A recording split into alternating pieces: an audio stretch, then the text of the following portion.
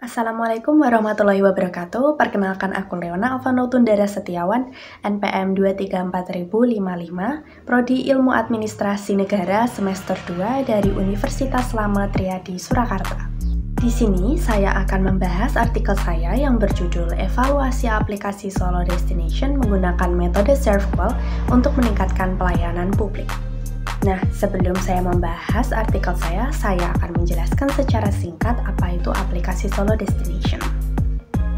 Jadi, aplikasi Solo Destination adalah aplikasi berbasis teknologi informasi yang dikembangkan oleh pemerintah Kota Surakarta untuk meningkatkan pariwisata dan pelayanan publik di Kota Solo. Aplikasi ini berfungsi sebagai peta digital yang memuat informasi tentang tempat wisata, kuliner, hotel, dan fasilitas umum di Kota Solo. Nah, tujuan dari aplikasi ini adalah untuk memudahkan masyarakat dalam mencari informasi tentang Kota Solo sebelum melakukan kunjungan dan meningkatkan branding Kota Solo sebagai daerah wisata budaya. Nah, saya sudah mengklasifikasikan kekurangan aplikasi Solo Destination ke dalam dimensi-dimensi metode ServQual yang saya gunakan. Jadi, metode ServQual atau Service Quality adalah metode yang digunakan untuk mengukur kualitas layanan dan atribut masing-masing dimensi. Nah, di dalam metode ServQual ada 5 dimensi. Yang pertama ada tangibles atau bukti fisik, yang kedua ada reliability atau keandalan, yang ketiga ada responsiveness atau daya tanggap, yang keempat ada assurance atau jaminan, yang kelima ada empathy atau empati. Kekurangan aplikasi Solo Destination yang dapat diklasifikasikan adalah yang pertama tangibles atau bukti fisik. Tampilan dari aplikasi ini simple tapi menarik. Namun hasil survei menemukan kekurangan aplikasi, antara lain aplikasi ini hanya mencantumkan satu foto atau gambar di deskripsinya dengan kualitas foto atau gambar yang menurut saya kurang baik. Selain itu, foto atau gambar tersebut tidak dapat di-zoom. Aplikasi ini juga belum ada fitur untuk menambahkan gambar atau video di ulasan, sehingga aplikasi ini perlu menambahkan lebih banyak foto atau video yang bisa ditambahkan untuk menarik minat wisatawan. Meningkatkan kembali kualitas gambar atau foto dikarenakan foto atau gambar ini sangat penting sebagai upaya mempromosikan tempat wisata, kuliner, dan budaya di Kota Solo. Aplikasi ini juga perlu perbaikan untuk stretching image, dan sebagai rekomendasi, aplikasi ini perlu menambahkan fitur agar pengguna dapat menambahkan atau mengunggah foto atau video di kolom ulasan. Yang kedua adalah dimensi reliability atau keandalan. Informasi yang dipaparkan atau disajikan akurat dan cukup lengkap, seperti deskripsi tempat yang terdapat pada fitur wisata, kuliner, agen wisata, dan lain-lain. Aplikasi ini juga sudah terhubung dengan Maps yang memudahkan pengguna. Namun, hasil survei menemukan kekurangan aplikasi ini diantaranya ketidakstabilan aplikasi. Pengguna mengeluhkan aplikasi yang sering sekali crash atau bug ketika digunakan atau koneksi yang terputus padahal jaringan stabil. Selain itu, beberapa tempat yang dikunjungi atau didatangi sudah tutup atau sudah tidak beroperasi lagi. Contohnya tambal ban atau SPBU yang sudah tutup lama atau sudah pindah tempat, namun di aplikasi tidak ada informasi yang mengatakan bahwa tempat tersebut sudah berhenti beroperasi. Selain itu, aplikasi ini belum ada fitur yang dapat memberitahu status tempat sedang ramai atau tidak. Sebagai solusinya, aplikasi ini perlu memperbaiki stabilitas aplikasi dan respon aplikasi terhadap permintaan pengguna, memperbaiki refresh real time dan loading yang lama.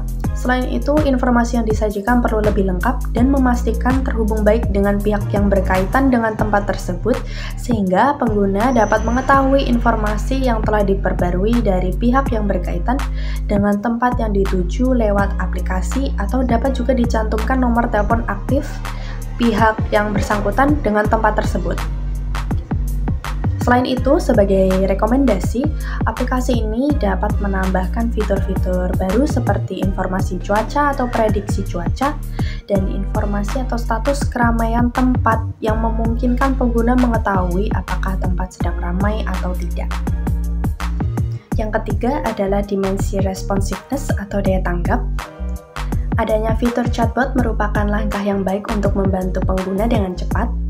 Adanya fitur aduan masyarakat memungkinkan pengguna untuk melaporkan, memberi kritik, dan saran serta aspirasi dari masyarakat. Ada banyak pilihan topik aduan dalam fitur ulas atau aduan masyarakat ini. Di antaranya, topik pendidikan, bansos, ketenagakerjaan, pelayanan kependudukan, perparkiran, pelayanan PDAM, pelayanan kecamatan atau kelurahan wilayah Banjarsari, BST, Polresta, dan masih banyak lagi topik aduan lainnya. Saat ini terdapat lebih dari 50 topik aduan yang aktif. Pengguna juga dapat melihat daftar aduan masyarakat yang terkirim. Namun, hasil survei menemukan kekurangan pada aplikasi ini antara lain respon aplikasi yang masih lambat terhadap pertanyaan atau permintaan pengguna yang tentu saja mengganggu kenyamanan para pengguna layanan ini. Sebagai solusinya, perlu peningkatan dalam kecepatan akses dan pembaruan data agar lebih efisien. Karena mekanisme tanggapan yang lebih cepat dapat meningkatkan kepuasan pengguna. Yang keempat adalah dimensi assurance atau jaminan. Hasil survei menemukan kekurangan pada aplikasi ini, yaitu kurangnya jaminan terhadap keamanan data para pengguna dan keandalan informasi yang disajikan.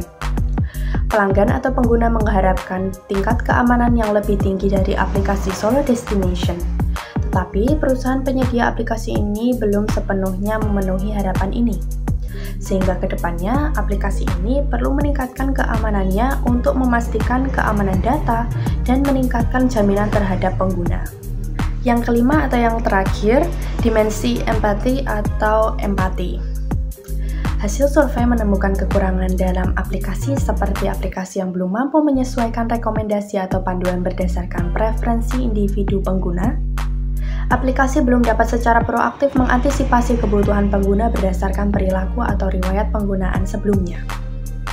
Ini dapat mempengaruhi persepsi pengguna terhadap empati yang diberikan oleh aplikasi, sehingga perlu penambahan fitur personalisasi dan rekomendasi yang lebih baik yang dapat membantu meningkatkan pengalaman pengguna dan memenuhi kebutuhan individual mereka.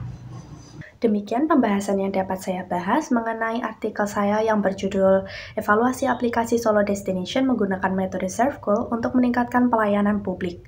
Apabila ada salah kata dari saya mohon maaf. Sekian dari saya, terima kasih. Assalamualaikum warahmatullahi wabarakatuh.